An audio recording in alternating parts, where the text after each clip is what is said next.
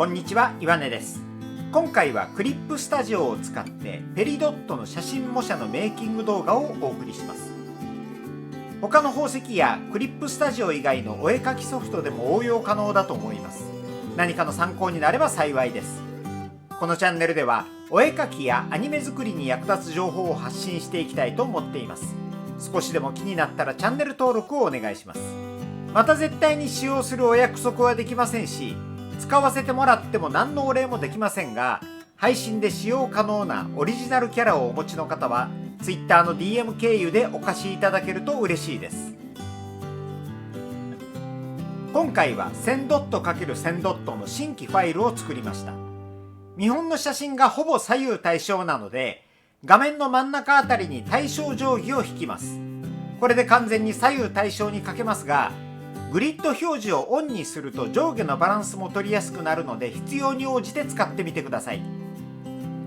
見本を見ながら下書きをしていきます。一番面倒な工程かもしれませんが、見本と下書きが著しくずれていると後で泣く羽目になるので頑張りましょう。見本が完全な左右対称ではないので、多少のずれはやむを得ませんし、寸分たがわずに描けるマシーンみたいな人は一部なので、頑張るという意識を持つだけで十分だと思います。どうしてもこういう細かい作業は嫌だという人は、見本を読み込んでトレスしても構いません。自分が楽しいと思える範囲でお絵描きしましょう。下書きができたら清書を始めます。下書きの不透明度を下げてから新規ベクターレイヤーを追加。直線ツールを使って清書していきます。対称定規はオンのままです。うっかりラスターレイヤーに清書してしまったので、次の工程の前にベクターに変換しました。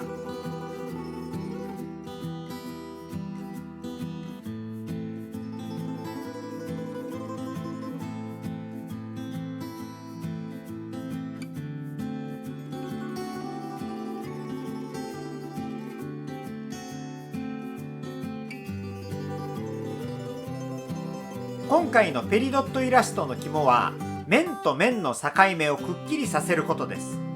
ここが曖昧だったり直線でなかったりすると説得力がなくなるので、各面に対して選択範囲を作ります。選択範囲用のラスターレイヤーを追加。バケツツールのオプションでベクターの中心線で塗り止まるをオンにします。ここがオフのままだと面と面の間に線1本分の隙間ができてしまうので、この準備は忘れないでください。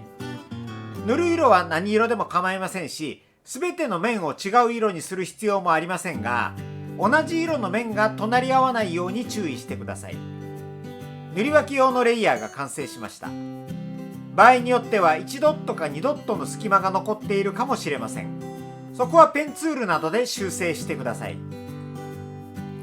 この宝石全体の平均に思える色のベタ塗りレイヤーを塗り分けレイヤーの上に配置してクリッピング。これで宝石の形のベタ塗りレイヤーができました。清書された線のレイヤーを一番上に配置して、自分が見えるギリギリまで不透明度を下げてください。この作業は完成イラストにとっては不要ですが、この後選択範囲を作るときに自分が分かりやすいです。その上にラスターレイヤーを乗算で追加して影レイヤーを作成。さらにその上にラスターレイヤーを加算発光で追加してハイライトレイヤーを作成します。それぞれを塗り分けレイヤーでクリッピングします。ここから塗りの工程です。自動選択ツールのオプションを編集中のレイヤーのみ参照にします。あとは塗り分けレイヤーをアクティブにして塗りたい面を選択。影レイヤーまたはハイライトレイヤーに G ペンで書き込み、繊維にじみでぼかすの繰り返しになります。宝石はたくさんの面が絡み合って模写が大変だと感じるかもしれませんが、選択中の四角形や三角形だけ見て集中して陰影を書き込めば楽な作業だと思います。最初に下書きをできるだけしっかりと言ったのは、ここ以降が格段に楽になるからです。ハイライトレイヤーと影レイヤーの切り替えが面倒な人は、塗り分けレイヤー直上の中間色ベタ塗りレイヤーに書き込んでもいいです。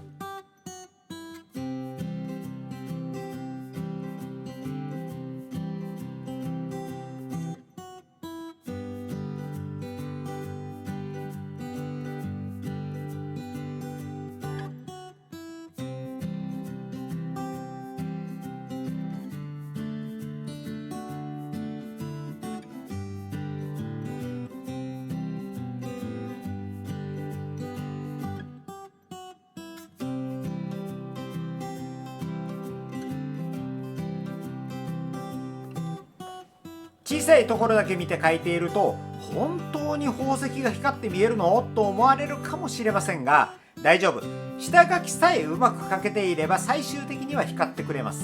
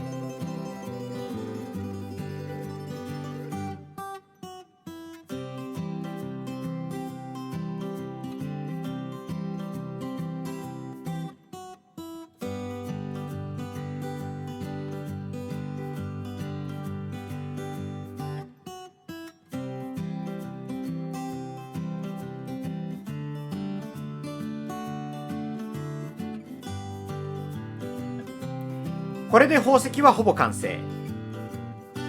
次に床を作ります。グレーのベタ塗りレイヤーを作成。その上に宝石の映り込み用のレイヤーを作成し、楕円選択で選択範囲を作ります。基本的に中心がぼんやりと白く、選択範囲に近いところは内側はぼんやり、外側はくっきりという感じにするといいです。エアブラシで描いていきます。次に白と黒の間に緑色を置きます。それができたら変形ツールでパースをつける感じで変形します。今回は深淵で作業をしてから変形しましたが、できそうなら最初から楕円で映り込みを描いてもいいです。今回は少し影が黒すぎたので不透明度を調整しています。影の濃さはちょうど良くなったんですが、その分光も弱くぼんやりした感じになってしまったので、上にレイヤーを1枚追加してくっきりした光を描き込みます。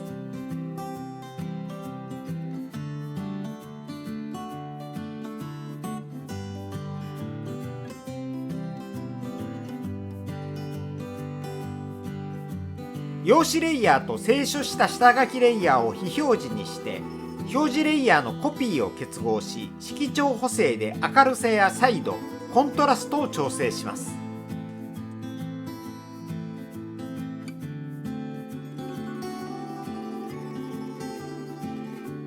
上から光が来ている設定なので、床の情報から白いグラデーションツールを追加したり、宝石の周りにうっすらと明るいエアブラシを拭いて境目が分かりやすくなるようにしました。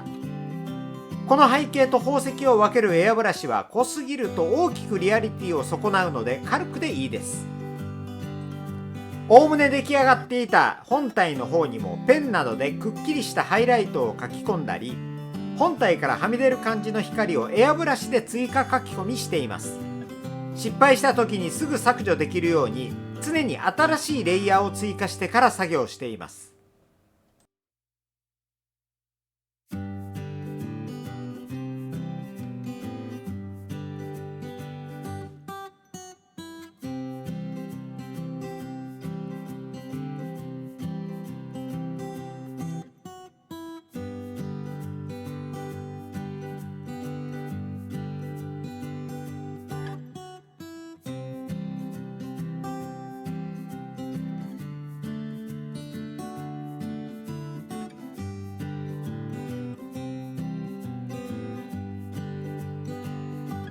最後に宝石全体を複製したレイヤーにガウスぼかしをかけて加算発光で合成し、不透明度を調整、光を強調しています。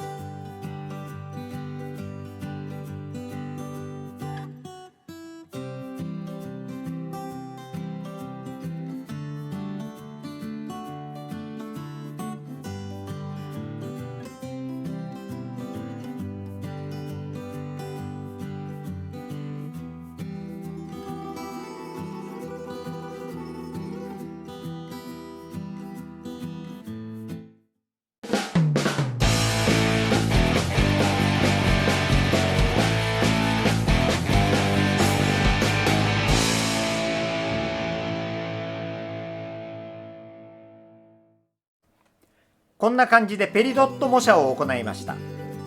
コントラストを強調するようなイラストはやはりデジタルの方が簡単なので、アナログ派の人もぜひこの機会にデジタルイラストに挑戦してみてください。それでは次の動画でお会いしましょう。さようなら。